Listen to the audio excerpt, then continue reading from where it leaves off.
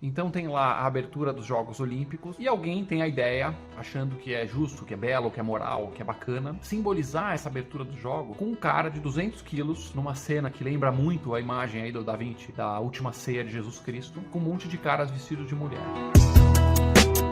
Esse vídeo aqui, pessoal, todo mundo viu isso na internet, 1000 comentários, 1000 gente revoltada falando contra. A verdade é que existe todo um grupo de pessoas, um pacote de correntes de ideias que acha que isso é muito bom. Eu queria fazer esse vídeo aqui, tentar, o melhor que eu puder, tentar explicar como se fosse um fio condutor, uma sequência, tipo um DNA intelectual, um DNA de ideias, de como é que a gente foi parar nisso. Porque aí você vai entender da onde que tá vindo, vai entender como que eles pensam, por que isso foi pensado, e vai fazer sentido. E são ideias essas que estão também permeando a universidade brasileira, o meio acadêmico brasileiro, com um financiamento que vem, claro, do dinheiro público, dos impostos, que é o seu dinheiro. Então é você também, com o seu esforço, sem você querer, mas com o seu suor, com o seu trabalho, o seu dinheiro, estão financiando essas ideias no Brasil nesse momento. Já dizia o grande pai, um dos pais da psicologia, que é o Carl Jung, ele falava assim, mais do que as pessoas possuírem ideias, as ideias possuem pessoas. Ideias, memes culturais, pacotes ideológicos, se comportam de certa forma como se fossem vírus mentais, que vão passando de um em um,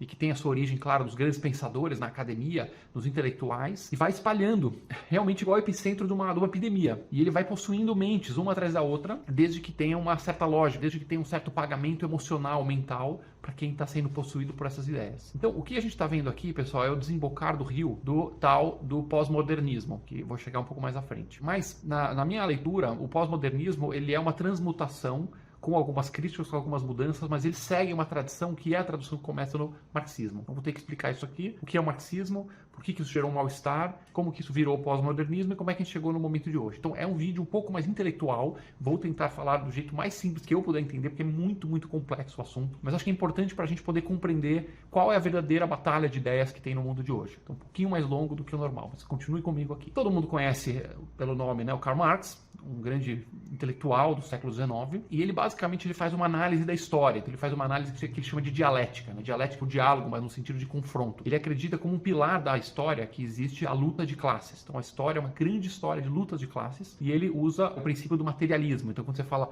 que Marx seguia o materialismo histórico, o que é materialismo? É a ideia de que as coisas materiais, o dinheiro, a produção de comida, a produção de roupa, as pessoas estarem com bem-estar ou não, isso é a força mais importante da história. E ele falava que essa luta de classes ela vem desde sempre e ela vai evoluindo com o tempo. Então ele era progressista, ele achava que tinha um progresso na história humana. Você tinha lá escravos de um lado e senhores de escravo do outro. Essas contradições, esse conflito de classes leva a um colapso do sistema escravocrata, leva a uma sociedade feudal em que você tem servos e senhores feudais, que leva depois para um outro estágio que é o tal do capitalismo, que o Marx estudou bastante, né? Inclusive no livro dele, o Capital, que é o estágio que ele entendia que estava naquele momento, né? Você tem os proletários, os trabalhadores que vendem a sua mão de obra, e você tem os burgueses, os ricos que contratam a mão de obra e exploram os proletários. Então, essa era a essência do que o Marx, os marxistas e todos esses intelectuais aí, socialistas, comunistas, pensavam na época lá do final do século XIX. E aí o que ele previu? Ele previu que o capitalismo, como é um jogo de soma zero, de exploração, vai ver que você tem a classe rica, você tem a classe média, você tem a classe dos proletários. Basicamente, os proletários vão sendo explorados mais e mais e mais, vão empobrecendo e vão ficando miseráveis. Então você vai tendo muitos e muitos trabalhadores miseráveis que não tem nada. E os ricos vão lutando entre si na competição, naquele estresse do capitalismo, vão ficando cada vez mais ricos, cada vez mais concentrados, e ele previa que a classe média, ou alguns iam subir, iam acabar virando milionários, depois 10 milhões, depois 100 milhões, depois 1 bilhão, ou a classe média, os poucos iam subir para os ricos, ou ia desabar para os pobres. Então ia dividir, a classe média ia sumir, ia ter cada vez mais pobres, e os mesmos ricos iam começar a se matar entre si, e os mais fortes iam tirando os outros. Então você ia ter um sistema em que ia concentrando o dinheiro, o poder, até que ele entrar num colapso também. Marx previa que isso ia acontecer nas sociedades avançadas, como a Alemanha, a Inglaterra, Estados Unidos. Ele não previu que aconteceria, por exemplo, na Rússia, que era um lugar relativamente atrasado. E isso seria uma revolução. Os proletários iam tomar o poder e iam implantar a tal da ditadura do proletariado, que ia ser uma ditadura muito benevolente, muito sábia, em que ia ter uns funstas lá bem iluminados, que iam reorganizar a produção. E ele basicamente dizia duas coisas sobre o mundo socialista comunista. Que o mundo socialista ele é mais produtivo, porque você não tem essa competição toda, esse desperdício de recursos, então ele ia ser materialmente superior. Ele tinha essa ideia materialista, né? Que a história ela é movida pelo material. E além de ser materialmente superior, ele é moralmente moralmente superior, porque dizia Marx que o capitalismo é muito mal, o capitalismo envolve exploração, envolve dominação, e o socialismo envolve aí solidariedade, igualdade, ele é muito mais bonito, ele soa muito melhor. Então essa foi a previsão dos marxistas, que deu origem a todo o movimento de esquerda, tanto os marxistas revolucionários, os social-democratas, etc. Então essa era a ideia que foi testada ao longo do tempo, a revolução acabou não vindo, veio a Primeira Guerra Mundial, o pessoal falou, nossa, agora sim as potências ocidentais vão se matar na Primeira Guerra e vai ter um colapso econômico, e aí vai vir o socialismo, só que acabou a Primeira Guerra, não veio o socialismo, só na Rússia, que era um caso bem isolado, depois veio a crise de 29, depois veio a Segunda Guerra, e aí que aconteceu uma coisa muito interessante, todo esse mundo de intelectuais marxistas, após a Segunda Guerra Mundial, após o socialismo não ser implantado em outros lugares, eles começam a ver que as previsões do Marx começam a acontecer exatamente o contrário. Então assim, nada funcionou na prática. Apesar de que a ideia dele na teoria, nossa, vai acontecer isso, o capitalismo vai ser superado, e aí vai vir um mundo socialista, que é o fim da história, aí sim todo mundo vai viver feliz no tal do comunismo. Isso não se concretizou, porque você vai nos anos final da Segunda Guerra 50, começo dos anos 60, os países ricos, a classe média começou a aumentar cada vez mais. Hoje, os países desenvolvidos de realmente capitalismo, como Nova Zelândia, Japão, e Canadá, e Coreia, Estados Unidos, e Alemanha, e Itália, etc. Esses países têm muita classe média, a miséria foi diminuindo, praticamente não existe mais miséria nesses países, a menos que o cara esteja com problema de drogas, e é uma coisa muito pontual, familiar, não tem gente morrendo de fome na rua, por exemplo, na Noruega, ou em Portugal, etc. E os ricos foram sim ficando mais ricos, e o bolo que eles achavam que era fixo, eles achavam que a riqueza era um bolo que tem que ser dividido, então se um tem um pouco mais, os outros têm nada, essa riqueza foi crescendo. Então o capitalismo, essa competição, o investimento, vamos inventar produtos novos, vamos reinvestir, vamos contratar pessoas, vamos treinar pessoas, isso fez com que a riqueza do mundo, a tecnologia, fosse expandindo, e a gente tem uma quantidade de riqueza hoje impensável há 50 anos atrás, há 100 anos atrás, há 200 anos atrás, que o mundo era praticamente inteiro na miséria. Então, não aconteceu o colapso do capitalismo. E pelo contrário, os países socialistas, comunistas, se mostrou que tudo aquilo que estava previsto era mentira. Ele era mais produtivo? Não. O planejamento central lá do FUNSA, ele não conseguia dar conta da complexidade de você gerir uma economia inteira. Então mandavam lá tomate para a planta de produção de molho de tomate que não tinha capacidade, aí o tomate estragava, o outro mandava parafuso para o lugar que não precisava, e o outro produzia menos, o outro a mais, e não tinha competição, então as pessoas não têm incentivo, né, para se exceder, para se caprichar bastante, trabalhar muito duro. E aí esses países foram estagnando e colapsando economicamente. Então o Ocidente, o tal do malvadão que era para ser superado, superou de longe o socialismo, e o socialismo ficou estagnado. E pior, não se mostrou que o socialismo é superior moralmente, porque o que era para ser uma sociedade livre, de bem-estar, de solidariedade, virou, obviamente, escancarado, ditaduras, tiranias. As pessoas iam pro paredão por falar mal. Você teve lá na Hungria, quando os estudantes se revoltaram, estudantes, sabe, humildes, que estavam lá pedindo liberdade, veio lá os tanques soviéticos passar por cima dos estudantes. Então, a TV filmando no mundo inteiro, e os intelectuais, todo esse grupo que estava vendo aquilo e falando, não, o capitalismo é muito perverso, o nosso mundo é muito malvado, a Rússia que é bom, o tio Stalin está lá na Rússia, ele governa com uma mão muito generosa a todo mundo, o tio Stalin que cuida da gente. Então tinha uma informação chegando, outra ali que não era tão bom assim, mas quando começou a escancarar que aquilo na verdade é um inferno, é um arquipélago de prisões, de fuzilamento, de campo de trabalho forçado, que aquilo era um lugar que as pessoas tentavam fugir de lá desesperadas para o mundo ocidental, ficou escancarado para os escritores, para os professores comunistas, para todos os autores, os jornalistas, todo aquele universo de pessoas que ficava defendendo, passando pano, ficou escancarado que aquilo não funciona e que eles estão do lado perverso. E aí a gente às vezes não se dá conta de que quando você está com a sua identidade, na sua alma, o seu trabalho, os seus amigos, tudo o seu meio, você está atrelado, você atrelou o seu burrico a uma ideologia e você vê que ela não funciona, que ela é mentirosa, que ela é falsa, que ela é maldosa, perversa, você pode ou repensar, falar, cara, realmente as evidências todas estão contra, todas as observações, todos os fatos são contra, e você vai ter que fazer um trabalho muito duro, mental e psicológico, né? Um trabalho emocional para romper as cordas desse patrimônio emocional que você tem, ou você vai ter que negar a realidade e pular para uma outra coisa diferente. Porque é tão insuportável você se dissociar que você vai ter que fazer um movimento como esse. Foi isso que todo o público pensante da extrema esquerda teve que fazer lá nos anos 50, 60, quando não dava mais para defender. E é difícil, cara, porque a gente olhando assim um vídeo como esse, a gente fica pensando que, pô, tem que fazer o certo e tal. Mas imagina um professor francês, altamente respeitado, o cara é chamado para todas as palestras, ele tá nos cafés filosóficos, eles têm bolsas de estudo graúdas e gordas para ficar fazendo as pesquisas marxistas dele. Ele vai lá e dá aula para as aluninhas, e ele transa com as aluninhas. Parece meio engraçado falar isso, mas tem sexo envolvido, é sexo, é poder, é dinheiro, tem tudo isso envolvido que faz parte da vida humana, do arsenal de desejos e ambições do ser humano. Então o cara tá lá como o deus intelectual que fala que o comunismo que vai superar o capitalismo, que o mundo é muito ruim, cuspindo no prato que ele come, porque ele depende dos impostos coletados naquela sociedade e tá assim transando com as aluninhas que ele dá aula de pós-graduação e que ele dá orientação. Imagina ele ter que admitir que aquilo tudo é uma mentira e que na verdade ele estava do lado perverso, do lado podre. Então é nesse contexto, pessoal, dos anos 60, especialmente inicialmente na França, mas depois na Alemanha e outros países da região, da Europa, você começa a ter uma transmutação, você começa a ter uma nova ideologia que ela nega Marx em algumas coisas, mas ela empresta alguns elementos importantes, como essa tal da dialética, a ideia de que existe um conflito, mas agora não é mais de classe, é um conflito, por exemplo, de raça, um conflito de gêneros, é um conflito de orientação sexual. E aí você tem alguns nomes muito influentes, como por exemplo Michel Foucault, ele trouxe uma ideia desconstruindo uma coisa que Marx concordava, digamos assim, com o mundo capitalista, é uma ideia moderna, uma ideia do mundo iluminista moderno, que foi criado e construiu todo esse mundo de riqueza que a gente vê, é a ideia da ciência. A ideia de que existe uma verdade para ser obtida, que se você cavocar, você chega mais perto da verdade. A ideia de racionalidade, que você usa a sua cabeça e vai descobrindo as coisas. A ideia de que o indivíduo é importante. Então, esse pacote de ideias, que até o Marx concordava, que tem que usar razão, que o mundo tem que evoluir para algum lugar, eles foram destruindo, ou como eles gostam muito de falar, desconstruindo. Então, Michel Foucault, ele dizia, por exemplo, que não tem verdade absoluta, que cada um tem a sua própria verdade, e que se você está lá num departamento de estudos africanos, por exemplo, e você mostrar que, olha, matematicamente, se o cara fizer a dança da chuva para tentar melhorar a produtividade da agricultura, não vai funcionar. E aí esse é o raciocínio que fala, não, mas matematicamente, a matemática ela é um conceito racista, a matemática é uma coisa criada. A matemática do mundo ocidental ela é tão válida quanto a dança da chuva lá dos africanos, ou a bruxaria lá das Filipinas, ou qualquer outra coisa. Jacques Derrida também, um nome muito forte desses intelectuais franceses, ele pegou essa dialética do Marx, que era, olha, o mundo se explica entre rico contra pobre, só, não tem mais nada. E aí ele criou essa oposição para todo o resto. Então, ao mesmo tempo que ele falava que tudo é uma construção social, ou seja, tudo é inventado, não existe raça, não existe gênero, não existe orientação sexual, não existe história, tudo são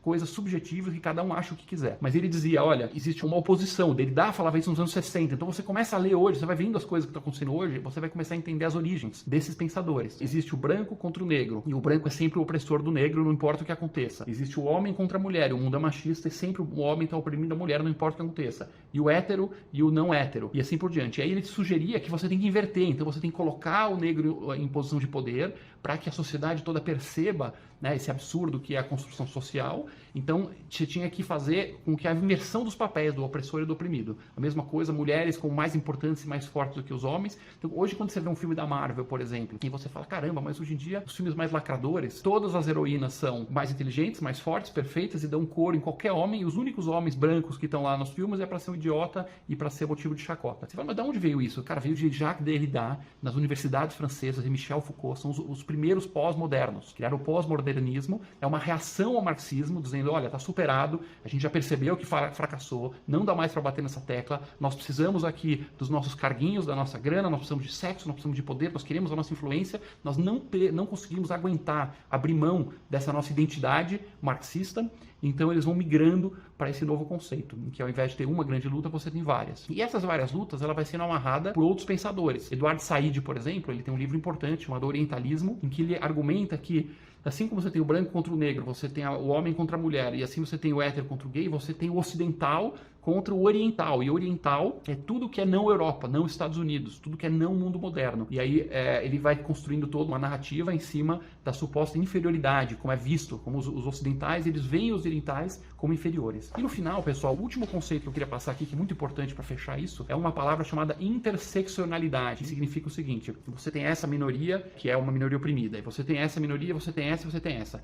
Agora, pode ser que a pessoa ela pertença não a uma minoria, mas a mais de uma minoria. Então pode ser que o cara é um homem negro, então obviamente a coisa mais importante da vida dele é o racismo, não que não exista, claro que o racismo existe, mas os pós-modernos eles vão elevar isso a uma categoria quase religiosa e dizer o seguinte: olha, se você é um homem negro, então a principal força que incide na sua vida é o racismo que você recebe diariamente, o tempo inteiro, como uma coisa mais forte de todas. E não importa os argumentos, não importa você ver que a sociedade está ficando menos racista. Puxa vida, olha só, os países hoje estão cada vez menos racistas. Ainda tem, é horrível, tem que acabar com o racismo, sim, mas é um fato objetivo, mensurável, que as pessoas pessoas têm ficado menos racistas, mas não importa. Quanto menos racista for o país, mais racistas os pós-modernos vão acusar e apontar, porque é disso que depende a base de poder deles. Porém, se você é um homem negro e você é uma mulher branca, você tem duas formas de opressão. Agora, se você é uma mulher negra, você está sendo oprimida duplamente. Você é oprimida racialmente, você é oprimida por ser mulher. E se você é uma mulher negra, lésbica, você tem mais pontos de opressão, você é mais superior moralmente, porque naquela inversão do Derrida, né, de que agora os oprimidos têm que ser os opressores, você vai dando uma moral e uma força para que essa pessoa rompa essa suposta opressão. Então, no final, nesse jogo pós-moderno, nesse jogo identitário, aí você pode dar vários nomes, isso vai transformando de pós-moderno para o radical pós-moderno, ideologia woke, ideologia identitária, identitarismo, é tudo um pacote de ideias que vem se revoltando contra o mundo iluminista ocidental moderno, que é aquele mundo que fala,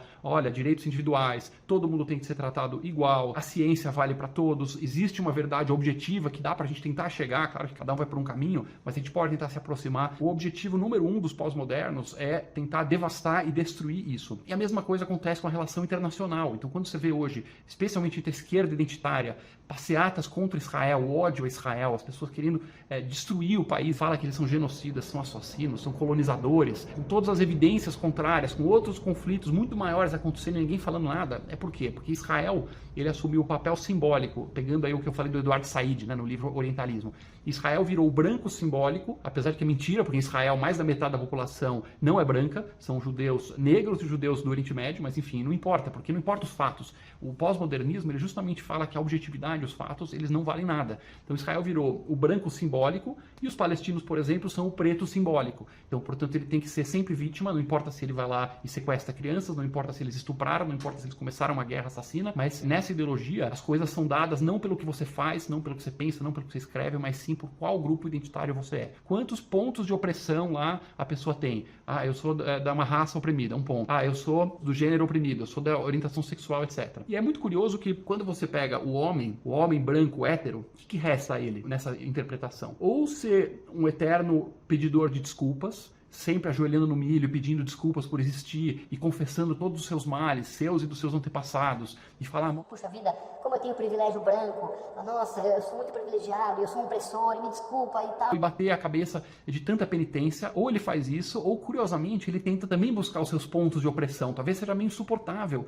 para um homem branco conviver com isso. Será que todo mundo aguenta ficar pedindo penitência? E olha só que interessante, pessoal. Então isso aqui é uma ideia que eu queria colocar à frente, não vi assim nenhum intelectual, mas queria que vocês refletissem sobre isso. Se você é um homem branco, qual é a única forma que você tem nessa ideologia, nesse novo mundo de opressões, qual que é a única forma de você se redimir? Você se juntando a um grupo oprimido. E o homem branco não tem como virar negro, claro, mas ele pode virar mulher. Então, essa é uma provocação interessante, porque os identitários vão falar o seguinte, olha, todas as pessoas trans, elas já existiam por aí, é normal, as pessoas têm disforia de gênero, as pessoas podem se encontrar como trans, e agora simplesmente o mundo está menos preconceituoso e as pessoas estão se sentindo mais à vontade para sair do armário, para se revelar como trans, né, homens e mulheres trans. Mas me parece um pouco apressado, porque se você pegar o percentual, especialmente nos países onde tem mais ideologia woke, o percentual de crianças que de repente levanta a mão e começa a ter essa confusão de gênero e os pais acham lindo, o meu filhinho se encontrou, agora era uma criança trans. Eu acredito que tem muito a ver com essa cultura que foi criada, de que você vai escutando o tempo todo, puxa, você é o mal, você é perverso, você é opressor, você é a culpa dos problemas do mundo. E tem uma escapatória, se eu virar mulher, se eu levantar a mão, de repente todos os professores vão ficar loucos, os intelectuais vão falar, nossa, se revelou como trans e agora você tem pontos de opressão também, então você pode fazer parte, você agora é do lado do bem e todo mundo quer ser do lado do bem. Então, pessoal, o que nós estamos vendo na minha leitura é basicamente uma ideologia, um vírus mental, tal do vírus woke, que realmente vai de mente em mente, levando tudo, arrastando as coisas ao seu alcance, que nasceu desses influenciadores pós-modernos dos anos 60, como eu mencionei Foucault e Derrida e Said e os interseccionais e todos os outros, que por sua vez veio de um mal-estar de marxistas e esquerda em geral, um mal-estar com o fato da ideologia deles ter fracassado, ter colapsado. E o que ela quer? Ela não propõe nada, porque os pós-modernos, eles são muito difusos. Ela quer, no final do dia, destruir o mundo ocidental. E nisso ela encontra uma série de aliados. Então você está vendo hoje, de um lado, o mundo ocidental moderno, a ideia de separação de poderes, de democracia, de direitos individuais, de objetividade, de racionalidade, de produzir, de capitalismo, de competição, de liberdade econômica. Você vê esse pacote em ameaça. E do outro lado você tem os pós-modernos com a cultura, com a arte, com a infiltração nas instituições culturais, querendo minar isso. Quando você entra nas Olimpíadas, por exemplo, que é o ápice, né? As Olimpíadas são um dos grandes exemplos de realização ocidental. Elas surgiram na Grécia, que foi o berço da civilização ocidental. Você tem lá o atletismo, a boa forma, a competição, a excelência, o mérito. Na Grécia Antiga não tinha se você é dessa cor, se podia competir, não. Era o mérito. Quando você põe um homem de 200 quilos fazendo uma alusão religiosa lá, tem controvérsia se é a última ceia realmente ou se é uma alusão a deuses gregos, e você tem um efeito chocante disso, porque certamente esse cara não tem o perfil de um atleta, né? No mínimo você pode falar isso. Então esse endeusamento da obesidade, aliás, é mais um grupo identitário, tá? Os woke, eles criaram uma categoria, que tem a raça, tem o gênero, tem o ocidental, oriental, tem todas as categorias, e tem a obesidade também como uma categoria protegida de opressão. Então ser obeso mórbido, pesar 200 quilos, deixa de ser uma condição de saúde, que pode te matar, que vai te dar diabetes, que vai te dar hipertensão, etc. E passa a ser uma categoria protegida de identidade, de orgulho. Nossa, eu tenho orgulho de ser gordo. Cara, você precisa fazer um regime, você precisa emagrecer, porque você não vai viver muitos anos, você vai sofrer com essa condição. E isso é destruído pelos pós-modernos. Então, de um lado esse mundo ocidental, do outro lado os pós-modernos, você tem o mundo islâmico também, que também odeia o mundo ocidental, porque odeia a separação de religião e Estado. Você tem as ditaduras, misturando um pouco a salada aqui, mas você tem China autoritária, você tem Rússia autoritária, você tem Irã, são ditaduras que também estão interessadas em minar e destruir o mundo ocidental. Então, por isso que a gente vê essa repercussão tão grande e uma influência tão grande dessas ideias na grande batalha ideológica que tem hoje. Vamos supor que você é o Vladimir Putin da Rússia, no meio da guerra de invasão lá da Ucrânia, ou você é o Xi Jinping da China e você quer enfraquecer os seus adversários, você quer enfraquecer o Ocidente, não como adversário militar e econômico somente, mas também como adversário ideológico. Você não quer que seu povo olhe para os Estados Unidos, olhe para o Canadá, olhe para a França, Inglaterra e fala, caramba, aquilo é uma alternativa ao autoritarismo que tem aqui na China. Você quer minar. Quem melhor do que os pós-modernos?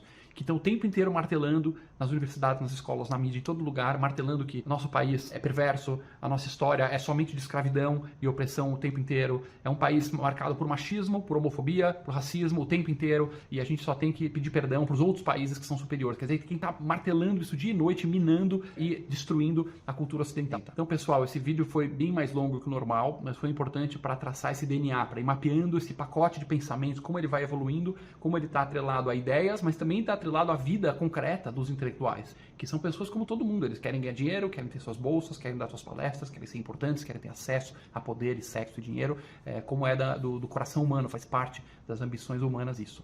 E agora acredito que nós estamos num momento aí de virada, de certa forma, está tendo bastante reação ao identitarismo, não só por parte da direita, mas também uma boa parte da tradicional esquerda, como os social-democratas. O pessoal falava, eu sou o traditional left, o traditional liberal, que acredita que as pessoas têm que ser tratadas por igual, que o mundo dos sonhos é um mundo em que raça deixe de ser importante para tomar as decisões, e não um mundo em que as cotas são automáticas e os grupos de poder são invertidos e colocados de qualquer forma para saciar essa obsessão por uma guerra de poder que existe no mundo. Então nós vamos ver nos próximos anos e nas próximas décadas o desfecho disso. Acredito que tem muita coisa em jogo. O futuro, a sobrevivência do mundo ocidental vai depender dessa batalha, porque não tem como ficar as duas coisas. Se você acredita no progresso, na ciência e na racionalidade, você vai ter o mundo evoluindo, as coisas crescendo, a economia, os países fortes e aptos a se defender. E se você acredita no outro pacote, de que nada é objetivo, de que o mundo é uma grande guerra permanente de poder entre grupos opressores e oprimidos, você vai ver as pessoas rachando, as sociedades colapsando, a economia em declínio, e provavelmente vai ver em algum momento a destruição completa do mundo ocidental, substituída por alguma outra coisa. Espero que você tenha gostado desse vídeo nesse formato. Se você gostou, siga o Ranking dos Políticos nas redes sociais.